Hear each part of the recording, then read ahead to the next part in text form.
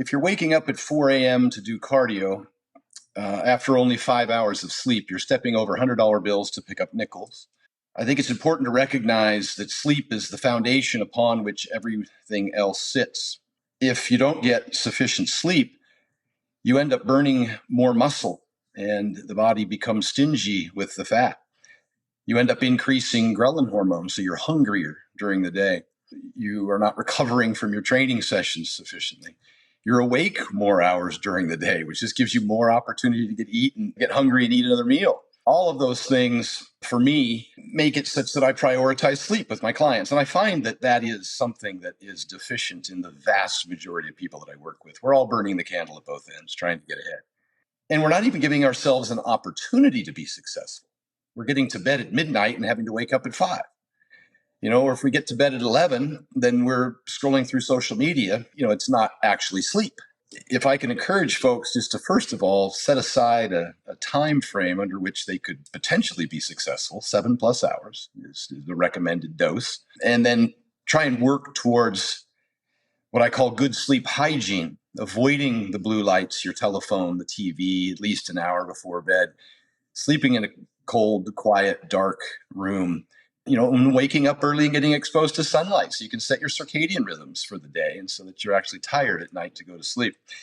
So I'm straying off from the original question, trying to point out all the ways in which you can optimize sleep. But yes, I would much prefer people slept than do cardio.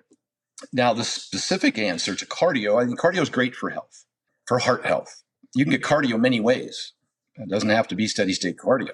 Cardio is not that good for weight loss. I know that's hard to hear, but the fact of the matter is that we don't burn as many calories as we think during doing cardio. Your body becomes efficient at it over time. We also tend to overestimate the number of calories that we burn doing cardio. It's not terribly enjoyable. It's not something people do consistently for the long term, adhere to.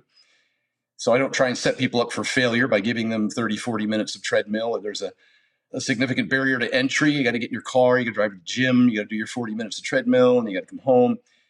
We're going to abandon that very quickly in a program that isn't consistent with our lifestyle and convenient to adhere to.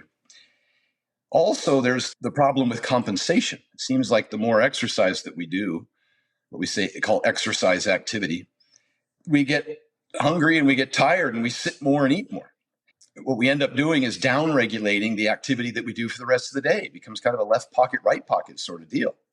So I encourage cardio. I usually promote a 10-minute walk after each meal because it has so many more benefits other than, it's something that you can fit into your day. It provides you all the cardiovascular benefit, helps with digestion and blood sugar control and all those things. And it's something that can be more adhered to better.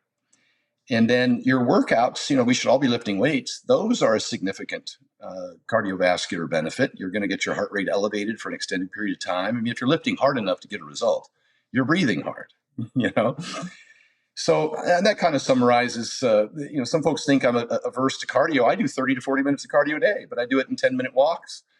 So I've been able to do it consistently for 10 years, even though I travel all over the world very often.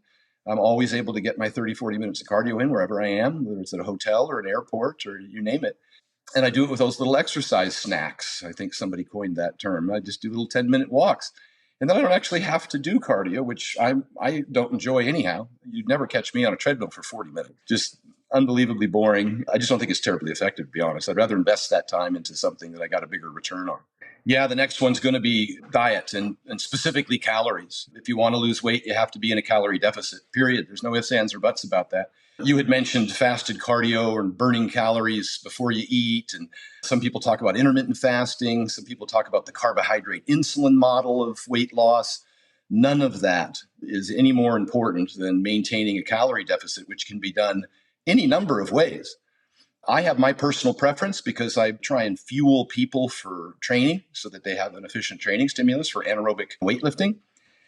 But that having been said, there's numerous paths to the same destination, and the best diet's the one you'll follow. And that can be very individualistic as to which one seems the least restrictive to you, which one's the most satiating, which one can you adhere to without succumbing to hunger and overeating, because that's the bottom line.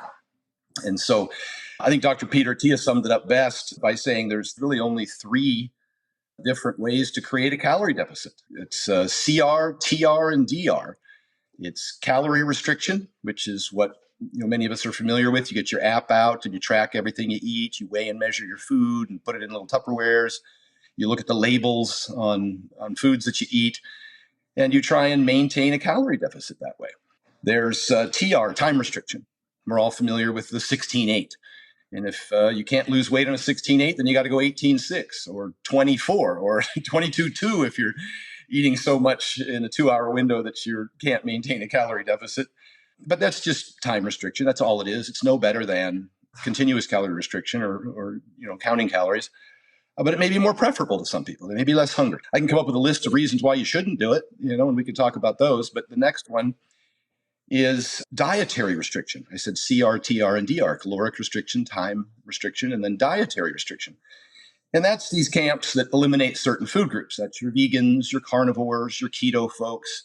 They just eliminate certain foods. If you eliminate carbs, you're probably going to end up in a calorie deficit. If you eliminate all meats or, paleo, you just eliminate everything that cavemen didn't eat, you're generally eating more whole food, which tends to be more satiating.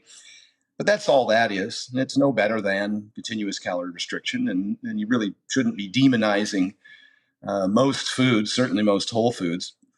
And so those are the three paths. And I have clients that opt for carnivore. I have clients that are keto. I have clients that are vegan. The vast majority of them utilize a calorie restriction model with omnivorous, very diverse, mostly whole food diet. Generally, I put them in at about 30% protein, 35% protein as a percentage of total calories, which is not the greatest way to calculate it because based on people's weight, you just want to make sure they get sufficient protein, around 0.8 grams per pound of body weight or 1 gram per pound of lean weight. And then I put in about 30 or less percent of fat, and the rest are carbs. And I say the rest in quotation marks because that's based on your workload. If you're a very active individual and playing sports, then you might need a lot more carbs than someone who's more sedentary. So I base that off of the original calories that we allot for your goals, whether it's a surplus or a deficit for weight gain or weight loss. So it's kind of a real quick way to look at diets in general that doesn't offend, hopefully, too many people. And it's more inclusive. I welcome everybody under the tent who's with their specific preferences. I just want to make sure not to demonize anything or to make the claim that any path is better than the other on the whole.